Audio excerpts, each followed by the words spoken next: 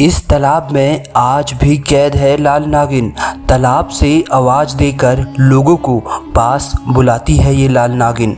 कहते हैं जिसने भी लाल नागिन को देख लिया फिर वह कभी बोल नहीं पाता। यूपी के शिपूरा गांव में करीब 352 साल से लाल नागिन तालाब में अपने आशिक के साथ कैद है। इस गांव के लोग बताते हैं कि इस कुएं से कई बार उन्होंने उस लाल नागिन के रोने की आवाज़ें सुनी हैं।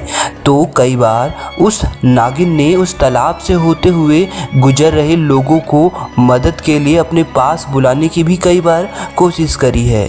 उस तालाब से होकर गुजरने वाले कई गाँव वालों को तो वहाँ से पैरों के पायलों और हाथ के कंगन की आवाज़ भी आती है। कहते हैं जो भी उस लाल नागिन के बहकावे में आकर उस तालाब पर चले जाता है तो वह फिर कभी वापस नहीं लौट पाता। उसका आखिर क्या होता है ये आज तक किसी को नहीं पता। वहाँ से गुजरने वाले कई राहगीरों ने तो ये तक बताया है कि दोपहर सुनसान समय में उस तालाब में उन्होंने कई बार एक सुंदर गहरे काले बालों वाली लाल रंग की साड़ी पहने स्त्री को देखा है, परंतु उस स्त्री का चेहरा सही ढंग से आज तक कोई नहीं देख पाया और किसी की हिम्मत उस तालाब तक जाने की होती ही नहीं। शिपूरा गांव के लोग उस तालाब को श्रापित मानते हैं और गांव का कोई भी व्यक्ति उस तालाब पर नहीं जाता। दोस्तों, दरअसल उस तालाब और लाल नागिन की एक बेहद ही दुख भरी दास्तान है। जी हाँ दोस्तों, जिसके कारण ही वह लाल नागिन उस तालाब में करीब 352 साल से कैद है। दोस्तों, इस गांव के बड़े बुजुर्ग बताते हैं कि ये बात करीब कई साल पहले की है। गांव में रूपा नाम की एक लड़की अपने माँ बाप और 2 बड़े भाइयों के साथ रहती थी। रूपा अपने नाम के अनुसार ही रूपवती और बहुत सुंदर थी, परंतु जो रूपा के दोनों बड़े भाई थे वे बहुत ही झगड़ालू किस्म के थे। बात बात पे किसी से भी झगड़ा कर देते और शरीर से काफ़ी हष्ट-पुष्ट होने के कारण हर गांव वाला उनसे डरता। गांव के कमज़ोर लोगों को डराना धमकाना तो उनका शौक था।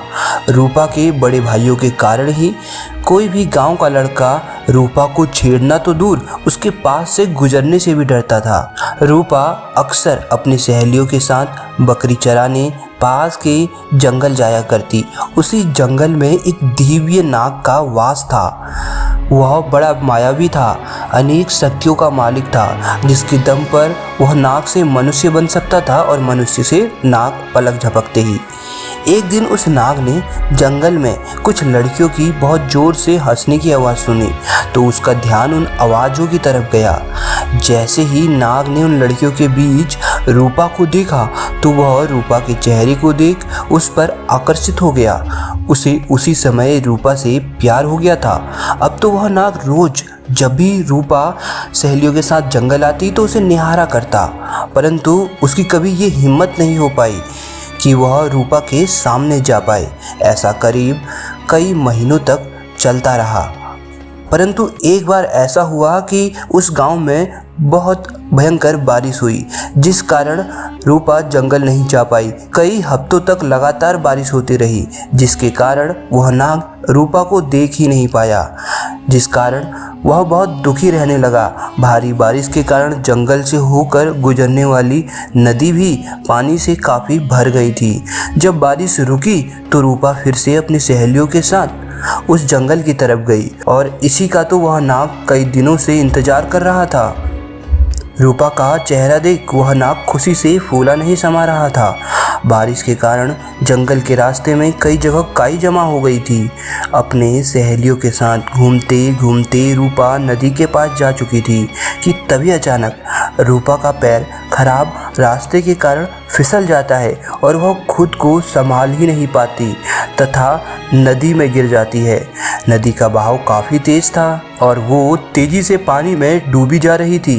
उसने अपनी सहेलियों को मदद के लिए आवाज़ भी लगाई, परंतु वे काफ़ी दूर थे और यही कारण था कि रूपा की आवाज़ भी उन तक पहुंच नहीं पा रही थी। ऊपर से नदी का बहाव तेज़ था, जिस कारण से नदी की तेज़ आवाज़ के कारण उसकी आवाज़ दब सी गई। अब वो नदी के बहाव के साथ खुद भी बही जा रही थी। वो नाग उसे काफ़ी दूर से अचानक देखता है। जब उसने रूपा को डूबता देखा तो तुरंत मनुष्य रूप में वह उस नदी में कूद पड़ा और तेजी से तैर कर रूपा को उस नदी से बाहर निकाल लाया। रूपा बहुत डरी हुई थी और रो रही थी। उसने रूपा से कहा, डरो मत, तुम अब सुरक्षित हो। रूपा ने जब उस लड़के को देखा तो उसका धन्यवाद किया और उसका नाम पूछा। उसने अपना नाम सोमनाथ बताया।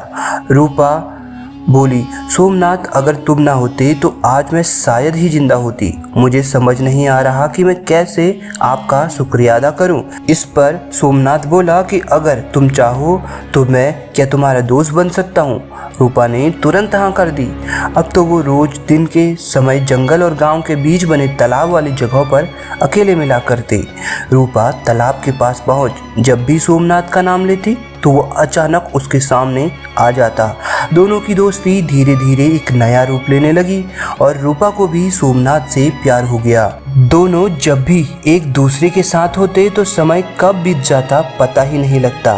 परंतु एक दिन गांव के ही किसी लड़के ने उन दोनों को एक साथ देख लिया और फिर क्या था, ये बात तुरंत रूपा के भाइयों तक पहुंचा दी गई। इससे सुन दोनों भाई गुस्से में आग बबूला हो उठे और दोनों कुछ लड़कों को इकट्ठा कर उनके साथ उस तालाब पर जा पहुंचे जहां रूपा और सोमनाथ थे। एक लड़के ने लट्ठी से जोरदार प्रहार सोमनाथ के सर पर पीछे से किया तो वह उसी समय अचेत होकर जमीन पर लेट गया। रूपा ने जब अपने भाइयों को देखा और उसके प्यार सोमनाथ को जमीन पर लेटा तो वह बिलख कर रो पड़ी और अपने भाइयों को रोकने का बहुत उसने कोशिश किया, परंतु उसके भाई तो उस समय जल्लाद बन गए थे। रूपा की वे एक भी सुनने को तैयार नहीं थे। उन्होंने अपनी बहन को कसकर पकड़ लिया और फिर सोमनाथ को पकड़ तब तक लाठियों से पीटते रहे जब तक वह मर नहीं गया और फिर उसे उसी तालाब में फेंक दिया। रूपा को पकड़कर वे घर ले आए और कमरे में बंद कर दिया और करीब एक हफ्ते के अंदर ही उसकी शादी पास के ही एक गांव के धनवान परिवार के लड़के से करा दी। शादी वाले दिन रूपा को जबरदस्ती तैयार किया गया। वह लाल जोड़े में सजी रो रही थी कि तभी उसने देखा सभी शादी की तैयारी में जुटे हुए थे। उसके भाई भी शादी की तैयारी में बहुत बिजी थे। तब वह मकान के पीछे वाली खिड़की से किसी तरह कूद घर से भाग निकली और उसी तालाब पर जा पहुंची जहां वो सोमनाथ से मिला करती। तालाब के पास पहुंच उसने चाकू निकाला जो वह भागते वक्त घर से लाई थी। रूपा तालाब को निहारते हुए बस इतना बोली कि सोमनाथ, जीते जी तो हम एक नहीं हो सके, परंतु शायद दूसरी दुनिया में हम एक हो जाएं। मैं आ रही हूँ तुम्हारे पास। रूपा ने इतना कहते ही खुद को चाकू से मार उसी तालाब में डूबकर मर गई जिसमें सोमनाथ को मारा गया था। अपने प्यार के खातिर रूपा ने भी अपनी जान उसी तालाब में दे दी। दोस्तों कहते हैं कि वो लाल जोड़े में सजी रूपा लाल नागिन बन गई और आज भी अपने आशिक नाग के साथ उसी तालाब में करीब 352 सालों से कैद है।